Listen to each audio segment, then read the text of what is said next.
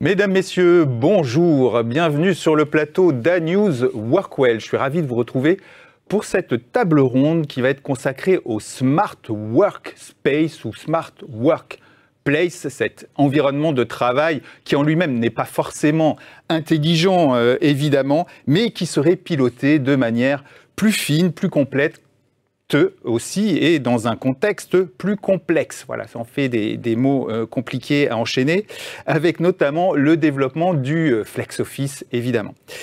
Une fois qu'on s'accorde pour dire que ce Smart Workplace ou Smart Workspace, comme on veut, nécessite de se doter d'outils adaptés, les difficultés commencent. Quels outils, pourquoi faire, quel budget y consacrer, à quoi faut-il penser avant de se lancer ou de se doter de nouveaux outils? Et surtout, est-il possible de déployer un Smart Workplace sans s'engager dans des budgets importants, parfois difficiles à maîtriser, en recourant par exemple à des outils low-tech? Alors, pour discuter de ces questions, je suis très heureux d'accueillir sur ce plateau Thierry Alliot. Thierry, bonjour. Bonjour Lionel. Bienvenue sur le plateau. Merci. Tu es Workplace et Environment Service Manager chez Shiseido. Pas facile à dire encore. Ah, ça va Ouais, bien, ça va voilà. bien. Oui, absolument. C'est ça. Alors, que fait le Workplace et Environment Service Manager chez Shiseido? Et globalement, tout ce qui concerne l'exploitation immobilière, l'immobilier, sécurité, sûreté. Ok. Et après, tous les annexes, parc auto, etc. Ok. Sur un parc de combien d'immeubles? Alors, en l'état, je m'occupe que d'un seul immeuble, le siège. Oui. Et derrière, il y a tout. En fait, c'est une dimension EMEA qui couvre 23 pays, etc. Donc, il y a beaucoup de choses à venir. Pour l'instant, l'idée, c'est de construire une solution qui fonctionne à Paris et ensuite de ça, d'étendre la logique. Ok, donc il va y avoir des projets. Absolument. Parfait, merci beaucoup Thierry. Et puis Adrien Rospabé. Bonjour Adrien. Bonjour Lionel. Bienvenue. Tu es Practice Leader Consulting pour Aremis. Alors, est-ce que tu peux nous présenter Aremis rapidement, s'il te plaît? Bien sûr, donc Aremis, c'est un peu plus de 160 collaborateurs en France, Belgique, Luxembourg, Suisse. Notre métier, on a plusieurs métiers, plusieurs expertises qu'on combine pour les occupants. Donc, la première expertise, ça va être le digital, donc soit sur les études amont, soit sur la mise en place de systèmes d'information, d'applications. Donc l'espace de travail au travers de cette dimension digitale, l'espace de travail au travers de cette dimension physique. Et donc là, on est pareil sur la partie amont, sur la réflexion de ce que l'on veut faire, ce que l'on imagine, des besoins de surface que l'on a, mais également jusqu'à la réalisation en design and build. Et ensuite, on a une offre de consulting, soit sur la partie facility management, donc accompagnement pour externaliser des prestations de services aux bâtiments, de services aux occupants, soit du consulting sur la partie organisation, la partie process, et puis également sur la partie data, c'est comment je capitalise sur les data de mon immobilier, de mon environnement de travail, pour tirer de la valeur, pour tirer des enseignements et pour être un peu plus smart. Voilà, et donc tu vas être l'homme de la situation avec Thierry pour ce sujet du Smart Workplace. Évidemment, alors pour commencer, j'aimerais d'abord comprendre de quoi on parle. Première question pour vous, messieurs, le Smart Workplace, vous le définiriez ou vous le définissez comment? On va peut-être commencer avec toi, Adrien, parce que tu partages quelques planches avec nous et d'ailleurs, je t'en remercie. Je t'en prie. Donc effectivement, moi j'aime bien le mot Smart Workplace puisque ça donne du sens au bâtiment. Le Smart Building, c'est le bâtiment physique. Le Smart Workplace, c'est le bâtiment à qui on a donné un sens, et donc un sens en tant que lieu de travail. Donc finalement, on va retrouver le Smart Building, oui, on va voir à les l'écran, automatismes du bâtiment, l'IoT, la gestion environnementale qu'on peut mettre aussi dans le Smart Building, voire même la maintenance. Mais on a également, c'est ça qui est intéressant dans cette notion-là, c'est qu'on réfléchit le digital et l'immeuble dans toutes ses composantes, c'est-à-dire qu'on intègre les services aux occupants, et également tout ce qui est gestion des espaces, c'est-à-dire qu'on pense aux besoins de l'utilisateur et pas seulement aux besoins du bâtiment, aux besoins d'optimisation du bâtiment, mais on se met aussi à la place de l'utilisateur.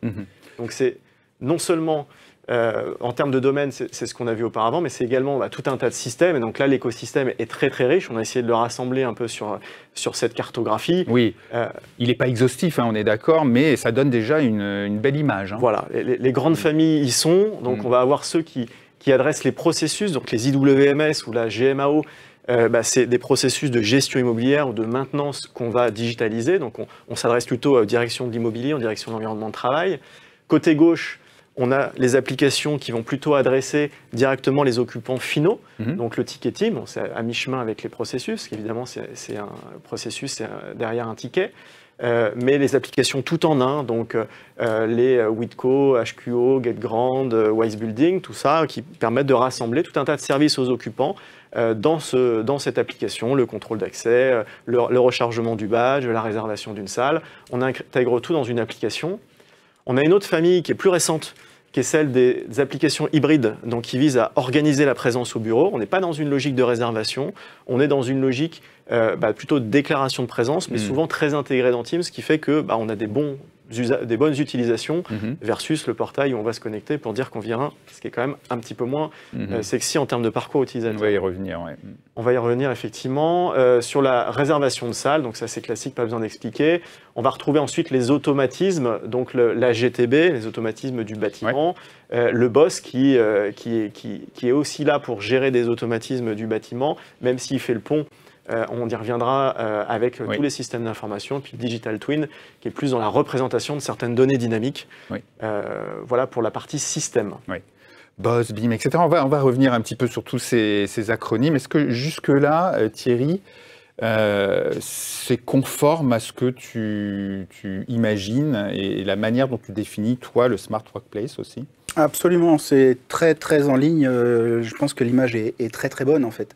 De montrer une image globale comme ça, ce qui va revenir en fait dans nos échanges derrière, je pense, parce que en fait, il faut un minimum être guidé dans ce monde un petit peu compliqué pour savoir, 1, de quoi on parle, 2, de quoi on a besoin, 3, vers quoi on va, quelles sont les possibilités d'évolution, se poser une stratégie. Enfin, il y a toute une démarche à avoir autour de ça.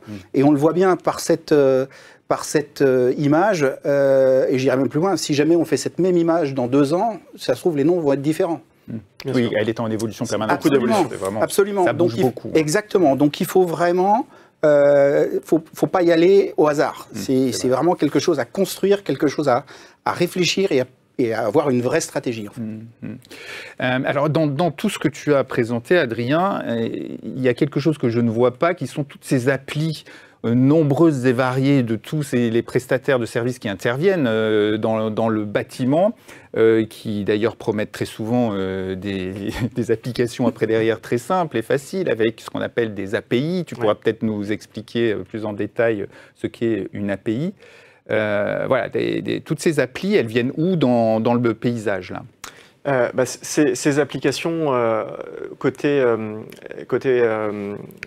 propriétaire, enfin on va dire plutôt plus exactement côté direction immobilière ou direction de l'environnement de travail, c'est tout ce qui va être IWMS, GMAO. Là, on est sur ce système-là. Et donc là, on va pouvoir s'intégrer avec la GMAO du prestataire de Facility Management, par exemple. Voilà. Après, dans l'environnement du bureau, on va avoir les prestataires de services aux occupants, du type conciergerie, du type restauration, etc. Et donc, eux qui vont pouvoir s'intégrer dans la famille des applications que je citais tout à l'heure, des applications tout en un, où le principe, justement, c'est de tout rassembler pour que, du point de vue occupant, on n'ait qu'un système. Et alors, tu as fait le travail, un petit peu l'exercice d'essayer de lister un petit peu cette offre servicielle, on va voir à l'écran, et c'est là qu'on voit que ça fait quand même beaucoup, potentiellement, d'applis différentes. Est-ce que tout ça, on peut l'intégrer, on peut le faire communiquer ensemble ? Alors je pense déjà la première question, c'est de se poser, c'est de se demander où est-ce qu'il faut des applis. Je n'ai pas forcément besoin d'avoir une composante digitale pour tous ces éléments-là. Oui. Ça dépend du contexte. Donc la première question, c'est, je n'ai pas besoin de tous ces services, évidemment, mais je n'ai pas forcément besoin d'une composante digitale pour tout ça. Donc déjà, il faut définir le bouquet de services par rapport à ses priorités. Ensuite, ça peut s'intégrer de manière fluide dans un seul portail. On n'est pas obligé d'avoir un système pour chacune de ces applications. Et donc, tout l'intérêt de se poser les questions en amont, c'est de concevoir non pas une accumulation de systèmes, mais voilà, une architecture avec un parcours utilisateur qui fait qu'on ne va pas on ne va pas se perdre dans tout ça et qu'il y aura de l'usage parce qu'évidemment, ce qu'on veut derrière, c'est que les gens les utilisent. Oui. C'est le juge de paix. Oui. Et viennent se greffer en plus au milieu de tout ça, ou en plus de tout ce qu'on vient de voir, tous ces équipements qui aussi produisent de la data, type capteur, etc. Donc là aussi, comment tout ça s'interface et se construit? Effectivement, on a vu tous les systèmes. Là, on a vu toute l'offre de services. Mais en plus de ça, on a le bâtiment lui-même avec ses capteurs, sa GTB, voilà, tous ces équipements qui peuvent produire de la donnée. Et donc, les questions qu'il faut se poser, c'est est-ce que tout ça a besoin d'être articulé ? Est-ce qu'on a besoin de croiser des informations de la GTB avec l'occupation, avec je ne sais quelles informations? En tout cas, il faut partir des cas d'usage précis de ce que l'on veut faire avant de se lancer, par exemple dans un BOSS, on y reviendra, où le principe c'est effectivement de faire en sorte que tout dialogue ensemble. Mais ce n'est pas une fin en soi que tout dialogue. Il faut derrière qu'on ait des cas d'usage qui soient soit plus de confort, soit plus des économies, etc. Il faut que ce soit assez concret derrière. Oui. Alors avant d'en parler, je voudrais qu'on voit à l'écran quand même les fameux équipements et les systèmes dont tu parles. On a parlé des capteurs, des objets connectés, tu parlais évidemment juste avant de GTB, GTC, donc là c'est les systèmes de CVC. C'est vrai, on n'y pense pas souvent, mais l'audiovisuel... C'est extrêmement hyper important. Oui. Quand on arrive dans une salle de réunion, le fait de pouvoir démarrer sa réunion très rapidement avec une bonne qualité sonore, voilà, que tout ça soit fluide, sans couture, comme on dit, c'est les fondamentaux. Avant de se poser la question de tous les bouquets de services, déjà, les réunions doivent fonctionner comme il se doit. Oui. SSI, c'est le système de sécurité incendie. Ah, voilà. Et c'est vrai que la GTB aurait eu une place également sur ce la GTB. Et on va y revenir, le contrôle d'accès. Oui. Le contrôle d'accès qui est évidemment aussi une source de données super importante. Précieuse. Voilà. C'est bon Thierry, on a fait le tour là. Alors, je dirais dans le spectre général, c'est exactement ça. Oui. Moi, je rajouterais une chose, c'est que dans ce monde de croisement de données, il y a différentes limites légales déjà. La RGPD, par exemple, nous amène certaines limites au niveau du contrôle d'accès, pour ne parler que de ça. Au niveau du SSI, par principe, un SSI, c'est isolé. Donc, connecter de la data ou récupérer de la data d'un SSI, c'est pas impossible, mais souvent très limité. D'accord. Donc voilà, il y a toute une série d'éléments. Mais je suis complètement d'accord avec l'idée que la première démarche, c'est d'abord le besoin. De quoi on a besoin. On peut se faire plaisir. Le spectre est très très large, on peut faire plein de choses. Mais la bonne question, c'est quel est le besoin. Quel est le besoin de l'utilisateur, quel est le besoin du DET, quel est le besoin du property manager, etc. etc. Ces besoins peuvent se combiner ou être complètement isolés, et finalement, le croisement, il n'apporte pas grand-chose. Donc, faut être conscient que si on n'est pas clair dans ce qu'on veut, on est certain de ne pas l'obtenir. Et donc, partant de là, une fois qu'on l'obtient, il faut le maintenir. Et on revient sur un autre élément qui a été effleuré tout à l'heure, c'est la question des API, des multiples évolutions de chaque logiciel, et la vie autour de ça, parce que ce n'est pas le tout d'avoir une solution en 2023, il la faudra en 2024, 2025, etc.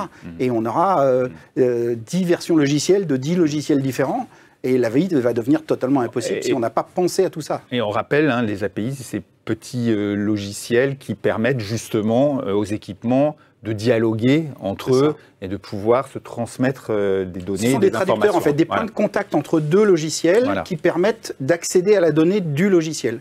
Donc c'est une norme d'interaction. Oui. Alors, c'est une sorte de baguette magique, ces API, sauf que j'entends quand même beaucoup qu'une fois qu'on a dit ça, API, après derrière, il reste quand même du boulot. Oui, et puis tout dépend de la complexité de l'API. Enfin, on peut gérer un flux de données très simple avec une API. On peut se lancer dans une API qui ouvre énormément de données. Donc là, ça peut être très compliqué. Et puis voilà, l'API, c'est comment on sort la donnée. Et derrière, il faut potentiellement l'intégrer quelque part aussi avec peut-être une autre API. Comment tout ça fonctionne et quelles valeurs on en tire avant de se lancer. Et elle nécessite des mises à jour. régulière, hein, parce que dès lors qu'un des autres systèmes bouge... Si le système d'en face évolue, effectivement, ça s'administre. Toutes ces API, ça complexifie l'architecture, quoi qu'il en soit. Et donc, derrière, il y a un peu de travail pour administrer ces flux. Ouais. Donc, on voit ça fait beaucoup d'outils différents, ça fait beaucoup de technos différentes. On vient de le voir, ça ne communique pas forcément entre soi. Il y a souvent des sujets d'interopérabilité. Thierry, tu me disais, dans les premiers conseils aussi à donner, c'était assez drôle, tu me disais, il ne faut pas forcément penser à faire plaisir à son DSI. Ah non, le geek qui met les doigts sur le truc, c'est clairement une mauvaise idée. Ouais. Parce qu'il faut d'abord et avant tout penser à l'utilisation et à l'utilisateur. La meilleure appli du monde que personne n'utilise, elle ne sert à rien. C'est juste de l'argent mis à la poubelle, même si c'est pas cher, bien négocié, etc. Donc, de base, il faut penser à l'utilisateur, de base, il faut penser aux besoins, à satisfaire ce besoin. Si derrière, on fait plaisir au patron de l'IT ou à qui... Formidable, génial, tant mieux.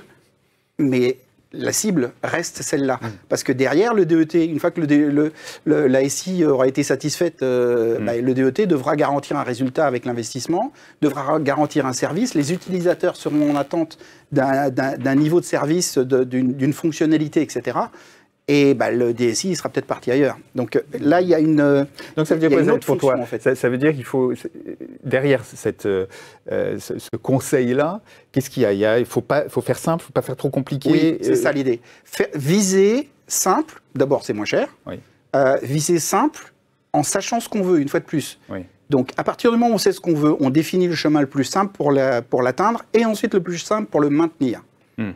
Et quand on arrive à une situation complexe, pour revenir à notre échange de tout à l'heure, il existe des solutions type IWMS ou autres qui étaient un peu abordées tout à l'heure, qui ont vocation justement à ne pas avoir une toile d'araignée où tout le monde parle avec tout le monde, mais d'avoir un système central qui, lui, va être le point unique et donc qui va uniquement gérer l'ensemble des API et qui va permettre de faire ce type de liaison. Donc, si on a je dirais, si notre cible est un système complexe, il existe également des solutions pour simplifier ce système complexe et sa maintenance. Alors, mais c'est pour ça qu'il faut garder une stratégie, il faut vraiment savoir ce qu'on veut. Oui, il faut que ce soit simple. Et Adrien, tu me disais, il faut que ça rende un service utile, un vrai service. C'est quoi comment on le sait? Si on prend un exemple, se dire, moi j'ai besoin de faire de la réservation. C'est pas un besoin la réservation. Ce dont j'ai besoin, c'est de pouvoir occuper des espaces, donc des postes de travail, des salles de réunion, et quand j'en ai besoin, de pouvoir les trouver. Donc réfléchir aux besoins, c'est se poser les bonnes questions. Et donc, se poser les bonnes questions, c'est effectivement, dans mon exemple, c'est pas c'est quoi la meilleure solution de réservation, c'est quoi la meilleure solution qui va permettre à mes collaborateurs de trouver les espaces dont ils ont besoin. Voilà. Et donc, à partir de là, on ouvre le champ des possibles et on fait des choix qui permettront d'avoir un parcours utilisateur fluide. Donc, typiquement, la réservation des postes de travail, c'est pas quelque chose qu'on va pousser parce qu'on considère que c'est une action supplémentaire pour le collaborateur qui doit aller se connecter, dire qu'il va venir, potentiellement choisir sa place. C'est pas très heureux comme parcours. Donc déjà on a un problème et puis le lendemain, le premier jour il vient, il s'aperçoit qu'il a réservé et puis il y a de la place partout. Le lendemain il va pas s'embêter à réserver, donc déjà le système de réservation ne marche pas. Donc ça ne marche que quand on est dans des contraintes fortes sur la ressource, donc que ce soit un poste de travail mais surtout une salle de réunion. S'il y a peu de salles de réunion disponibles, le système de réservation prend du sens. Et potentiellement, il faut même aller plus loin, parce que réserver une salle, on le voit bien, hein, les salles réservées dans la pratique qui sont complètement libres, ça arrive beaucoup. Donc il y a des systèmes check-in, check-out qui peuvent arriver derrière, soit via des capteurs, soit via des tablettes. Il y a différentes façons de gérer ça, mais ça permet d'optimiser le turnover. Et vraiment, pour nous, le cas qui a du sens, c'est la réservation au niveau des salles de réunion. Au niveau des postes de travail, soit on est très très tendu, et là on a un sujet de dimensionnement de ces espaces de travail qui n'est pas un sujet digital, alors ça peut être transitoire, peut-être qu'on attend la fin d'un bail pour repasser sur autre chose, donc là de manière transitoire pourquoi pas, mais de manière pérenne, la réservation du poste de travail c'est une mauvaise idée. Alors, on va y revenir, mais du coup en vous écoutant je me dis, donc la bonne démarche c'est quoi? C'est pour démarrer, c'est de se dire je me pose des questions sur mes objectifs. C'est-à-dire, est-ce que mon objectif, c'est optimiser mes surfaces? Est-ce que mon objectif, c'est apporter plus de confort ou plus de services aux collaborateurs? Est-ce que mon objectif, c'est d'avoir un maximum de data pour optimiser mon efficacité énergétique, hein, je dis au hasard, et croiser en même temps l'utilité que ça pour les occupants ou pour ma direction générale? Je ne sais pas, c'est comme ça qu'il faut croiser un petit peu la réflexion. C'est une combinaison de tout ça, en fait. Oui. C'est jamais une seule réponse. Bien sûr. C'est je fais A et B, et puis il s'avère qu'en faisant un tout petit peu plus, je vais réussir à faire C. C'est pour essayer de démarrer en me disant comment je dimensionne. Voilà. Je pense que la première réflexion, c'est presque déjà une réflexion direction générale, parce qu'évidemment, tous les exemples que tu donnes de services, on va dire oui, on les veut tous.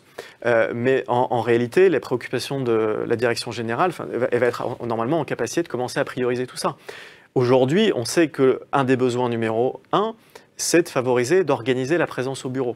Donc, du coup, on va penser le bouquet de services et la déclinaison digitale de manière à faire en sorte que cette présence au bureau soit la plus facilitée et on va avoir des services qui vont être attractifs pour le faire, par exemple. Donc, si c'est ça la préoccupation, on en déduit derrière la stratégie en termes de services et de digital. Oui. Alors ça fait le lien parce que ce que j'allais dire la préoccupation quand même actuelle de beaucoup de directions immobilières, de beaucoup de directions environnement de travail, c'est la gestion des surfaces, la gestion de l'occupation dans un contexte de développement du travail hybride et donc du flex office souvent.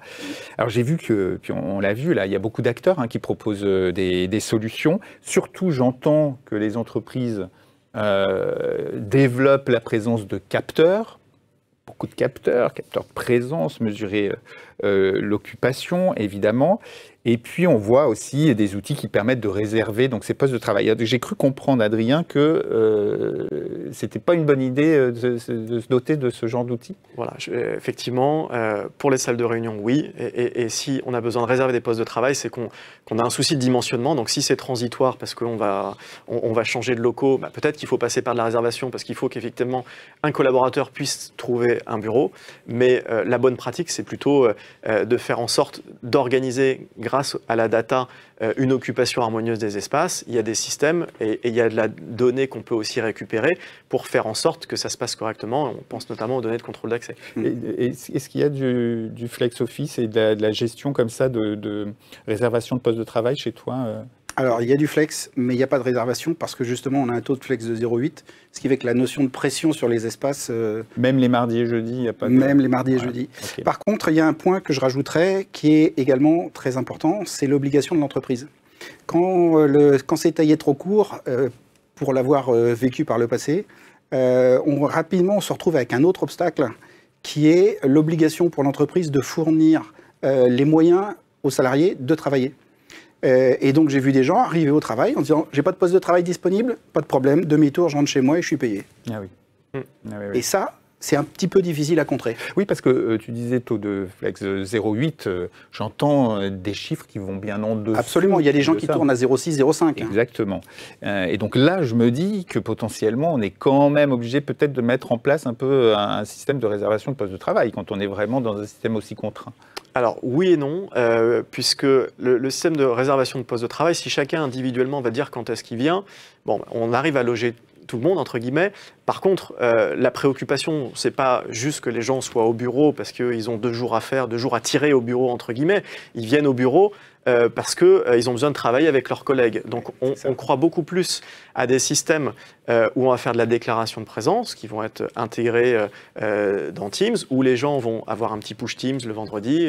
Bonjour Adrien, tu as prévu de venir lundi, mardi comme d'hab. Je clique oui, ma présence est mise à jour. J'ai fait qu'un clic dans Teams, donc un outil du quotidien. Alors ça peut être Slack ou autre chose, hein. Mais du coup, ma présence est mise à jour. Je ne suis pas allé dans une autre application. Potentiellement, dans le parcours, je peux aller réserver mon poste si je suis dans un système de réservation. Sinon, je suis affecté directement à une zone parce que j'appartiens à telle direction ou je travaille avec telle équipe et le système gère automatiquement un capacitaire sur une zone. Donc là, en termes de parcours utilisateur, on y arrive très bien. Et on peut aussi... Un manager peut organiser la présence de son équipe et on peut faire des team agreements pour organiser la rotation mais à l'échelle d'équipe. Et donc, finalement, on n'est pas à chacun dire quand est-ce qu'on vient obligé, pour gérer une contrainte. Ouais. On est plutôt à un management qui s'implique dans une gestion de la présence au bureau et qui s'appuie sur un outil pour le faire et qui donne du sens à la présence sur site. C'est un monde idéal, mais néanmoins, c'est comme ça que ça devrait se faire. Il y a des solutions. Alors, ceci dit, et il y a des solutions. Ceci dit, pour revenir juste encore un moment sur ces capteurs, hein, ces fameux capteurs, parce que voilà, on les voit se déployer, se développer, et en même temps, c'est relativement cher quand même. Hein, enfin, même si les prix baissent, c'est quand même assez cher.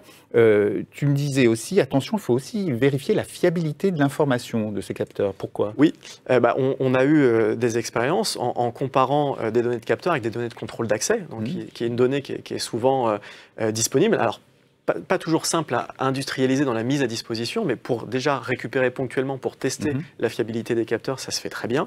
Et on a déjà vu des écarts extrêmement significatifs entre ce que comptait le capteur et ce que comptait le contrôle d'accès. Sauf que le contrôle d'accès avec des portiques non gardés, les fameux PNG, c'est fiable. C'est une personne qui a utilisé son badge pour rentrer, donc on a une fiabilité de l'information. Alors que voilà, le capteur, parfois, on peut descendre à moins de 80, et on a même vu du 50%. Dans ce cas-là, ça veut dire qu'il y a quelque chose qui a été mal paramétré. Mais voilà, on a beau avoir une bonne technologie, c'est comme pour les solutions informatiques, le hardware, le capteur lui-même, s'il n'a pas été installé correctement, il suffit d'un mauvais reflet dans une paroi, sur une porte, etc.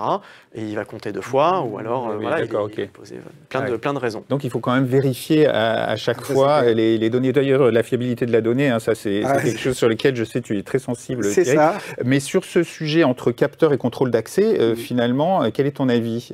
Alors, je suis tout à fait d'accord sur la question du contrôle d'accès, avec toute une série de limites RGPD, etc. Donc, l'information qui va ressortir, c'est beaucoup d'un contrôle d'accès assez simplement, elle doit être non nominative, etc.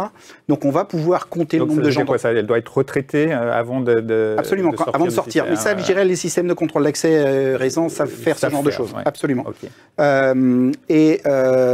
On peut derrière récupérer ce genre d'informations, être en mesure de la traiter pour dire que j'ai tant de personnes dans un bâtiment, j'ai tant de personnes dans telle zone, parce que Madame Michu de la compta, elle va à la compta, etc. Donc tout ça, c'est parfaitement jouable. Est-ce que cette donnée est celle qu'on cherche? Est-ce que c'est le niveau de données qu'on cherche? Parfois oui, parfois non. Certains veulent compter chaque présence de chaque bureau, etc. Et là, on y laisse une fortune. La question de la fiabilité va se poser sur un tas de technologies de capteurs. Je pense par exemple à des systèmes de comptage infrarouge pour compter dans une salle de réunion, parce que je suis tout à fait d'accord. Aujourd'hui, avec les aménagements, on a de plus en plus de problématiques avec les espaces partagés plus qu'avec les postes de travail. Donc la question du comptage et de la charge de personnel sur l'environnement de travail est d'abord et avant tout sur des espaces partagés. En clair, utiliser une salle de 12 personnes pour une cabine téléphonique, c'est carrément pas idéal. Et pourtant, tout le monde le voit. Donc, partant de là, les capteurs, pour revenir sur le sujet, ça peut très bien marcher pendant 2 heures. Et puis d'un coup, le soleil se lève, tape sur une vitre. Et la bande infrarouge, elle compte n'importe quoi. Donc, c'est pas seulement compter sur un moment donné. Et là, je rejoins complètement la comparaison par rapport à un système sur une durée donnée. Mais c'est la compter dans le temps. Par exemple, moi j'ai eu un système de caméras de comptage dans un plafond qui nous donnait des erreurs, mais seulement à certains moments. Et en fait, on l'a associé au fait qu'il y avait une temporisation dans la lumière. Le couloir était dans le noir, la porte s'ouvrait, la caméra était éblouie, puisqu'elle avait la lumière du couloir précédent. Le temps qu'elle refasse le point, la personne était passée, ce qui fait qu'elle n'était jamais comptée. Ah oui, oui. Voilà, et ce genre de petites choses, ce qui veut dire que c'est pas seulement le capteur, c'est le capteur dans l'environnement dans lequel on le place. Oui. C'est un ensemble. Et du coup, les données qui proviennent du contrôle d'accès aujourd'hui, Adrien, on sait les récupérer, on sait les retraiter, on sait les analyser. Elles peuvent donner une bonne image quand même de l'occupation? Oui, tout à fait. On a fait le test sur beaucoup de sites aujourd'hui, et donc on arrive toujours à les récupérer. Ce qui est plus compliqué, c'est d'industrialiser la récupération de ces données-là, c'est-à-dire toutes les semaines aller récupérer la data, ou en direct récupérer la data. Parce que là, souvent le contrôle d'accès, c'est un peu comme le système de sécurité incendie, c'est des systèmes qui sont isolés, et donc qui ne sont pas faits pour envoyer de la donnée. Malgré tout, aujourd'hui, effectivement, les technologies existent. Donc la question qu'il faut se poser, c'est est-ce que j'en ai besoin d'un point de vue cybersécurité, parce qu'on voit, il y a plein de sites sur lesquels faire un clone du badge prend quelques secondes en se mettant à côté de quelqu'un. Donc si j'ai un enjeu de sécurité, que je veux par ailleurs utiliser la data pour mesurer l'occupation, voire même que je veux aussi digitaliser le badge pour ne plus avoir à gérer le plastique et puis pour pouvoir gérer peut-être l'accès sur mes sites, sur l'ensemble de mes sites et pas seulement sur un site, et bien là, peut-être que j'ai un intérêt à faire un investissement. Et alors, si j'ai besoin d'aller dans des espaces voilà, spécifiques, voilà, les salles de réunion ou d'autres, Thierry parlait de bornes infrarouges. Qu'est-ce qui existe? On a quand même d'autres systèmes plutôt que des capteurs? Il y a plein de technologies. Alors, l'infrarouge, c'est finalement une forme de capteur. Soit on est sur des caméras stéréoscopiques, donc, qui vont capter des formes, donc RGPD compliant, parce que finalement, c'est juste des formes et on ne reconnaît pas les personnes, donc pas de sujet sur ça.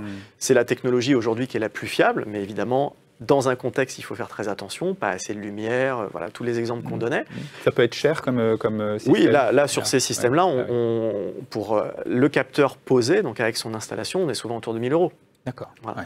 Et donc, si on veut faire du moins cher, on a des capteurs infrarouges. Donc, c'est des technologies très simples. Hein. C'est un peu la porte qui sonne quand vous rentrez chez le boucher, quoi. Donc, c'est 2 faisceaux, peut-être un peu plus évolués maintenant, mais 2 petits faisceaux l'un en face de l'autre, donc posés de chaque côté de la porte. Puis, si je croise le premier faisceau, c'est que je rentre. Si je croise d'abord le deuxième faisceau, c'est que je sors. Ah oui. Et donc, voilà. Le problème de ça, c'est évidemment, vous l'imaginez, dans une porte un peu large, 2-3 personnes qui rentrent en même temps. Là, le capteur, il ne sait pas vous dire combien il y en a qui sont passés. Il y a encore d'autres technologies. Et donc, c'est pour ça qu'en fonction de la nature des espaces ouverts, des configurations des espaces, de l'entrée, etc., et des objectifs, parce qu'en fonction de l'objectif que l'on a, on n'a pas forcément besoin d'avoir une fiabilité parfaite. Oui, c'est ça. En fonction de la finesse réelle qu'on veut, au final, du résultat. Il faut croiser tout ça pour faire les bons choix et derrière dépenser l'argent qui correspond à ses objectifs et pas beaucoup trop plus. Alors, trop peu d'ailleurs, parce que trop peu, on a de la mauvaise qualité et ça sert à rien. Effectivement. Voilà. Donc voilà, une entrée en plus dans l'équation. Thierry, je voulais qu'on parle un tout petit peu rapidement, mais quand même des places de parking, parce que j'entends souvent, oui voilà, c'est pour ceux qui en ont... C'est un énorme sujet. C'est un énorme sujet, puisque maintenant, on le sait bien, il y a une restriction sur le nombre de places de parking. Pour le coup, souvent, il faut les réserver à l'avance et où il faut lire la plaque à l'entrée du parking. Alors, il y a différentes choses autour du parking. D'abord, il faut juste bien comprendre qu'en fait, sur un parking, classiquement, on fait du flex. Tout à fait. Il y a en fait les entreprises où on met le nom de Madame Michu sur sa porte. J'aime beaucoup Madame Michu, mais où Madame Michu a sa plaque sur son truc et sa voiture est là uniquement quand Madame Michu est là. Le reste du temps, c'est de l'espace perdu. Il y a quand même plus beaucoup d'entreprises qui sont aussi retardées que ça. D'accord ? Aujourd'hui, on a quand même beaucoup de flex autour du parking. Mais le problème du parking, c'est qu'il faut... En fait, on a plusieurs espaces. On a un espace pour les motos, un espace pour les vélos. Il y a des gens qui viennent en monoroue, etc. Et puis, il y a les voitures. Les voitures individuelles comme les voitures de service partagées, etc. En fait, il faut pouvoir compter indépendamment tout ça. Donc oui, il y a une lecture de plaques. Ça marche très bien pour les voitures. C'est plus compliqué sur les motos. Oui. Déjà. Oui, c'est tout à fait ce que j'entends. Oui. Voilà. Et sur un vélo, c'est carrément impossible. Là, non. Voilà. Donc, la lecture de plaques, c'est une réponse à une question. C'est pas la réponse absolue. Et là encore, dans ce domaine, il faut savoir ce qu'on veut. Parfois, la réponse, les moyens à mettre en œuvre vont être tellement chers ou tellement complexes que dans l'absolu, il vaut mieux prendre plus d'espace de vélo et régler la question comme ça. C'est parfois ça aussi la réponse. Oui, tout simplement. Oui. Exactement. Toujours pareil. Savoir ce qu'on veut et le mettre en œuvre. Mais le parking, c'est exactement la même logique que les autres espaces de travail. Je rajouterai un autre élément qu'il ne faut pas perdre de vue non plus, c'est que dans beaucoup d'entreprises aujourd'hui, on demande aux gens de revenir, certes, mais pas pour faire la même chose qu'avant.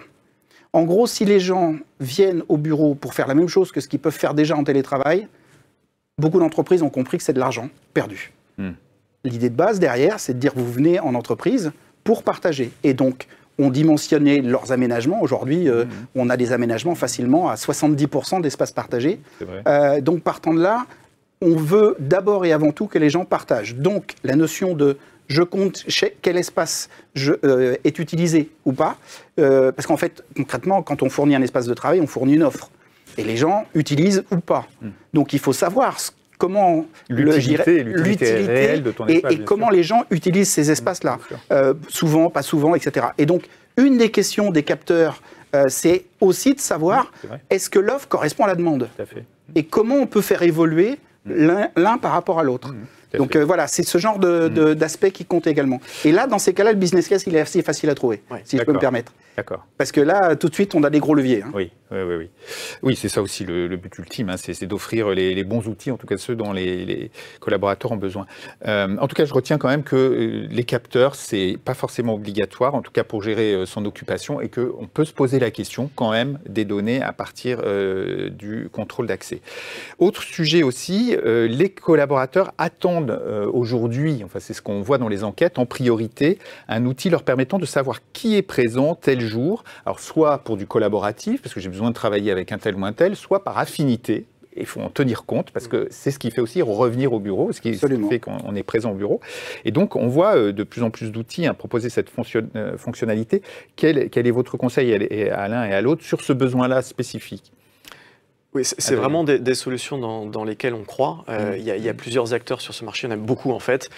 J'en cite quelques-uns pour que les gens situent un petit peu. Donc, Desker, Semana, Coviflex, par exemple, qui sont des acteurs qui ont une très belle offre sur ce sujet-là.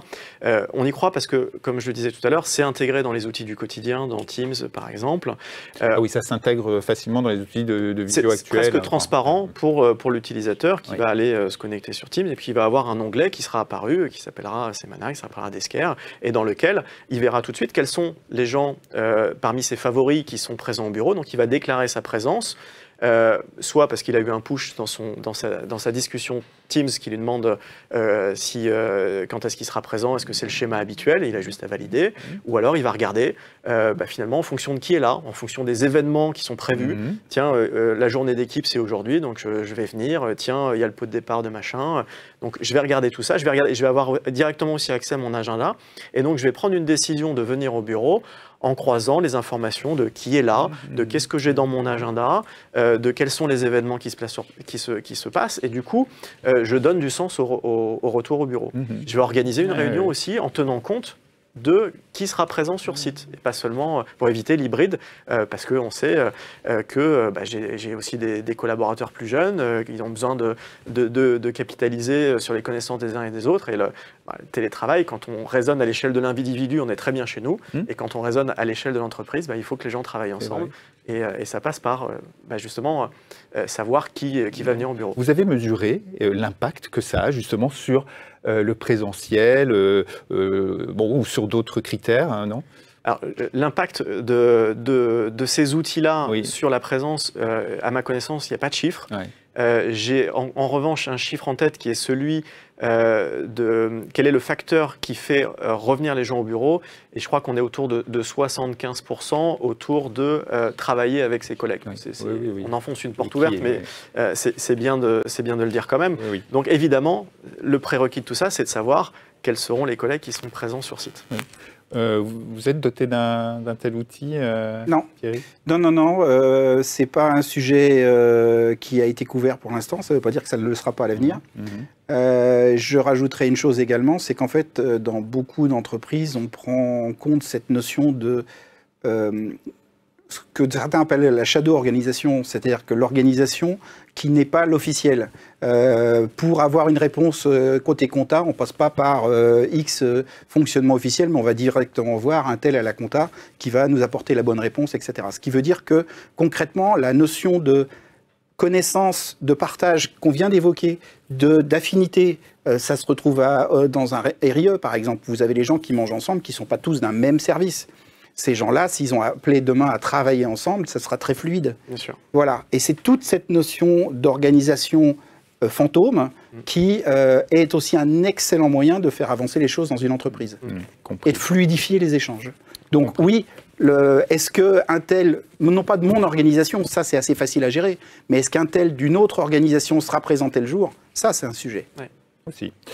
Alors autre grande tendance, c'est de vouloir offrir un outil global, unifié, qui fait papa-maman, enfin tout quoi. Voilà, c'est-à-dire qui suivent le collaborateur dans son parcours au sein de l'entreprise, donc les espaces, on en a parlé, les services, recourir aux services qui sont proposés, qui permettent au workplace manager, quel qu'il soit, environnement de travail, immobilier, office manager, que sais-je, de piloter ce workplace. confort, efficacité énergétique, maintenance, occupation, gestion des incidents, ben, évidemment, ça en fait partie. Alors, on entend beaucoup d'acronymes quand on parle de ça. On entend parler de BIM, on entend parler de CAD, d'IWMS, de GMAO. Le dernier en date, c'est le BOSS, voilà. Le Building Operating System. Est-ce que tu peux déjà, Adrien, nous déblayer un petit peu le terrain pour qu'on comprenne qui fait quoi, en fait, dans l'écosystème, là, entre tous ces acronymes? Alors, déjà le BOSS, donc le BOSS, il vise à réconcilier les données de plusieurs mondes. Donc le monde du bâtiment avec sa GTB, avec ses capteurs, et puis le monde des systèmes d'information, des systèmes de réservation de salles, par exemple, le répertoire RH qui permet de savoir quels sont les collaborateurs dans l'entreprise. Bref, on veut croiser un peu toutes ces données-là. Et là, encore une fois, la question c'est pourquoi on veut le faire. Ouais. Donc, pour se faire plaisir, parce qu'on se dit que c'est vachement bien conceptuellement que toutes les données soient au même endroit, pourquoi pas? Mais étant donné les coûts, c'est intéressant d'aller un poil plus loin. Donc, typiquement, le BOSS a du sens pour faire des automatismes. C'est-à-dire comme on réunit le monde du bâtiment avec les autres mondes, on va se dire qu'on va peut-être faire un automatisme entre un système de réservation et puis un système de GTB. Voilà. Bon, il y a quelques cas d'usage qui peuvent être envisagés. C'est très cher de se doter d'un BOSS. Oui. C'est faisable dans toute situation ou c'est très particulier? Non, ça peut être fait sur des bâtiments existants. Ça peut s'intégrer avec des GTB qui existent déjà sur le bâtiment. Mais oui, c'est cher. Et comme le rappelait Thierry tout à l'heure, si on n'a pas pensé les objectifs avant, c'est déjà trop cher. Parce qu'on sait que forcément, on ne va pas en avoir pour son argent parce qu'on ne sait pas ce qu'on veut avoir, quoi. Donc, ça coûte très cher, c'est pas sur ça qu'il faut aller quand on veut faire des quick wins. Si on veut investir dans un Building Operating System, c'est qu'on veut quoi à la fin? On veut avoir toute la donnée disponible et potentiellement se réserver la possibilité de tout croiser. Mais on est plutôt partisan de se dire, déjà, concentrons-nous, parce qu'on n'est pas dans un monde infini quand on parle des données de l'immobilier, de l'environnement de travail. Alors, je sais bien que le bâtiment produit énormément de données. Oui. Mais néanmoins, il n'y a pas énormément, à mon sens, de cas d'usage où toutes ces données, en les croisant, on va avoir du sens. D'accord. Donc voilà, il faut vraiment passer par ces questions-là, Okay. parce que se réserver le cas où on va avoir besoin de croiser, attention. Ouais. Voilà. Ok, il faut bien réfléchir en amont. L'IWMS, donc Integrated Workplace Management System. Bravo. Voilà, tout est en anglais, c'est formidable, c'est plus simple. Ouais. Alors, de quoi on parle? Eh bien, là, on adresse avant tout les directions immobilières, les directions de l'environnement de travail. Et donc, l'objectif, c'est un outil tout en un, mais pour ce public-là. Versus ce qu'on disait tout à l'heure, les applications tout en un, où là, c'est une seule application pour les occupants. Là, on adresse plutôt ceux qui gèrent le bâtiment. Okay. Et le principe, c'est d'avoir un référentiel immobilier au cœur du système, qui peut être basé sur des plans ou sur une maquette BIM. Et donc, on a une seule source de vérité quand il s'agit de regarder les surfaces, les équipements, etc. Et à partir de là, on va greffer tout un tas de process de l'environnement de travail. Donc, on va pouvoir faire de la maintenance, tous les process de maintenance, curatifs ou préventifs. On va pouvoir gérer l'occupation, savoir qui occupe quoi, identifier des opportunités de reventiler les mètres carrés. Et souvent, quand on a un IWMS, ce n'est pas pour gérer un bâtiment, c'est pour gérer un portefeuille de bâtiments. Le BOSS, on est plutôt sur l'échelle du bâtiment. Ah, oui. L'IWMS, c'est on est une entreprise qui a un portefeuille significatif et donc on veut avoir les idées claires sur cet immobilier-là et gérer dans un seul outil les différents process, notamment la maintenance. Et là, je vois qu'on peut tout à fait y intégrer toute la partie portail de services, réservation, etc. aussi. Oui, on n'est pas que sur de la maintenance ou des plans, on est d'accord. Exactement. Ok. Donc ça, c'est pour l'IWMS. Alors, il y a aussi... Oui, juste un petit point, oui. Il ne faut pas perdre de vue non plus qu'il y a dans un immeuble, puisqu'on se rend compte qu'il y a une corrélation entre la structure data qu'on évoque et la structure d'exploitation d'un immeuble. Il y a le propriétaire, les différents locataires, le property, etc. Oui, chacun a ses données, chacun a ses intérêts. Oui. Parce qu'on n'est pas toujours monolocataire de son immeuble. Et soi-même propriétaire de son immeuble. Voilà. Mais ce n'est pas le cas le plus courant. Ouais. Ce qui veut dire que concrètement, il y a des intérêts différenciés. Oui. Ce qui veut dire qu'il faut, dans une négociation de bail, dès le départ, déterminer des choses très précises, comme qui est propriétaire de la donnée, qui la gère, qui l'exploite, qu'est-ce qu'on va en faire, etc. etc. Oui. Si le propriétaire met un capteur au-dessus, dans une salle de réunion, parce qu'au moment où il a posé, c'était un open space, etc., peu importe, cette donnée-là, c'est le propriétaire qui l'a. Mais qui en est propriétaire? Si l'exploitant de l'espace veut utiliser cette donnée, est-ce qu'il va l'utiliser gratuitement? Est-ce qu'il va pouvoir y accéder? Pour en faire quoi? En clair, il y a parfois plein de systèmes dans un immeuble qui ne sont absolument pas optimisés. Pourquoi? Parce que chacun garde son précaré. Tout le monde nage dans sa ligne d'eau et personne ne gère quoi que ce soit autour, parce que c'est chez moi. Et oui. Or là, si on prévoit ça au niveau du bail...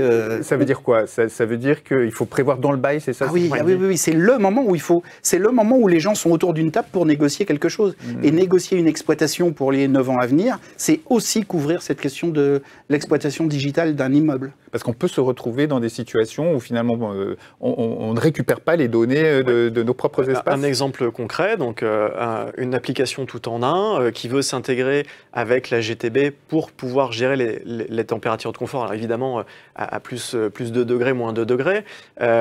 Dans une application, j'ai un exemple où le prestataire s'est vu opposer le fait que très bien, mais il faudra payer 70 000 € parce que la GTB, le système de GTB demande que vous payez 70 000 € pour mettre à disposition ces données-là. D'accord. Forcément, ça calme tout de suite les velléités. Sans parler d'un abonnement. Voilà, derrière, en plus, il peut y avoir des coûts récurrents. Donc, évidemment, maintenant, dans la négociation du bail, c'est intéressant de se poser cette question-là par rapport aux données GTB en particulier. Donc, intégrer soit par avenant, soit carrément directement dans le bail. Dans la négo d'un bail. C'est à ce moment-là qu'on est le plus... Je dirais les propriétaires sont plus ouverts. Oui. On termine juste avec la GMAO et le ticketing, parce que on en parle aussi on en entend souvent parler. Donc là, on est sur un périmètre plus restreint. Oui, c'est ça. Tout à l'heure, on voyait l'IWMS qui va gérer un peu une bonne partie des process d'une direction de l'immobilier ou de l'environnement de travail. La GMAO, c'est la maintenance. Donc c'est finalement la GMAO, c'est un morceau de l'IWMS. Oui. Et le ticketing, c'est un morceau du morceau. C'est-à-dire que le ticketing, c'est un morceau de la GMAO, puisque le ticket, c'est la première étape de la maintenance curative. Alors, on peut faire des tickets, pas seulement pour la maintenance, mais en tout cas, le principe est le même. Je déclare quelque chose, un besoin ou une défaillance, et derrière, ça va être potentiellement, si ça concerne la maintenance, ça va être traité dans une GMAO derrière. Donc, l'IWMS, c'est le gros morceau. La GMAO, c'est le focus sur la partie maintenance. Et puis le ticketing, c'est le morceau de la maintenance qui concerne le front office. Alors un mot quand même sur cette GMAO, parce que évidemment, je vois beaucoup de prestataires de facility management qui proposent des outils de GMAO maison, propriétaires. Du coup, c'est vrai que c'est souvent plus simple pour un DET d'accéder facilement à ces données de maintenance à travers la GMAO de son opérateur, sans forcément débourser des sommes incroyables pour s'en doter soi-même. Quel est votre avis là-dessus? Alors déjà, je connais des gens qui avaient un contrat avec un FMR qui utilisait une GMAO.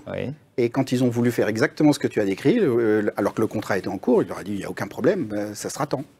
Ah oui, donc on paye quand même les données. Oui, si c'est pas prévu au départ, rien n'est gratuit dans ce bas monde. Il faut le rappeler.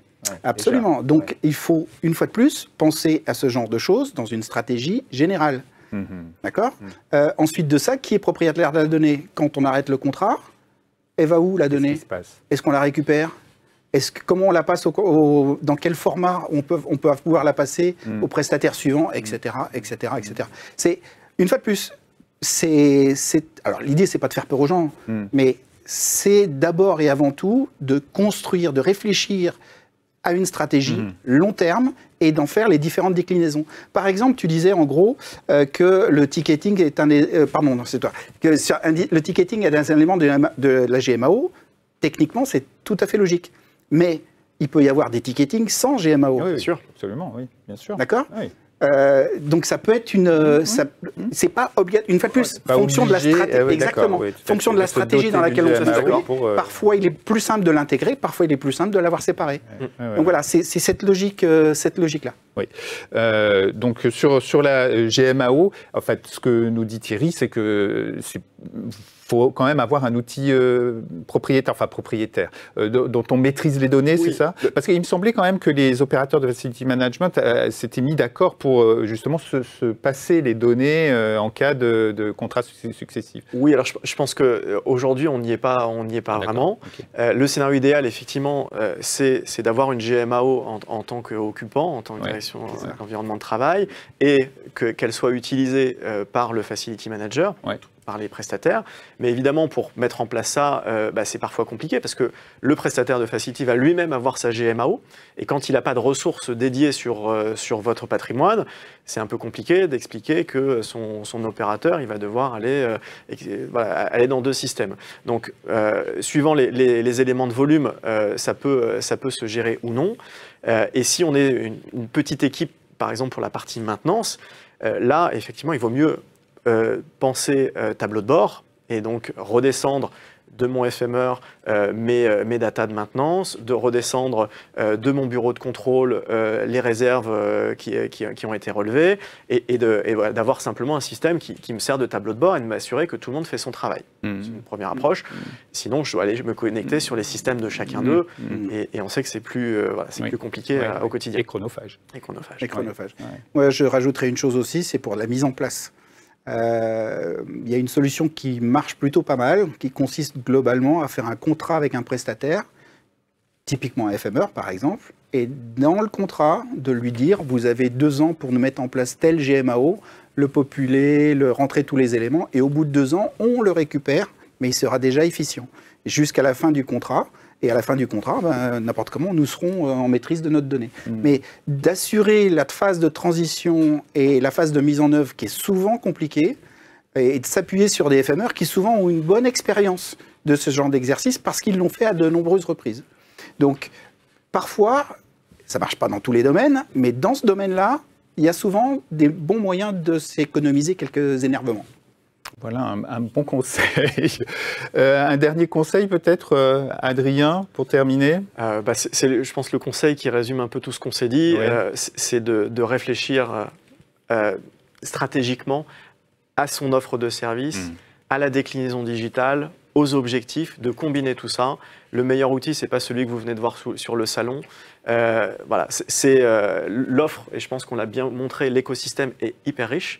Et donc, ça demande un petit peu de savoir-faire, de se repérer là-dedans pour faire les bons choix. Pas forcément partir des outils, hein, on est d'accord? On est d'accord. Voilà. Partir de ses besoins, des usages et de ses objectifs. Le meilleur outil, c'est celui qu'on utilise. Voilà. Mot de la fin. Parfait. Merci, messieurs. Je rappelle, Thierry Alliot, Workplace Environment Service Manager chez Shiseido. Voilà. Merci beaucoup, Thierry. Et Adrien Rospabé, Practice Leader Consulting chez Aremis. Merci encore, Adrien. Merci à vous deux. C'est sur ces paroles donc, que nous concluons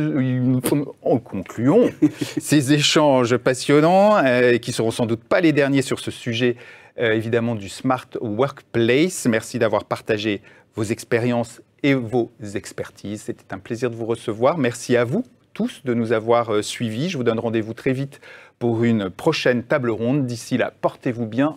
À bientôt.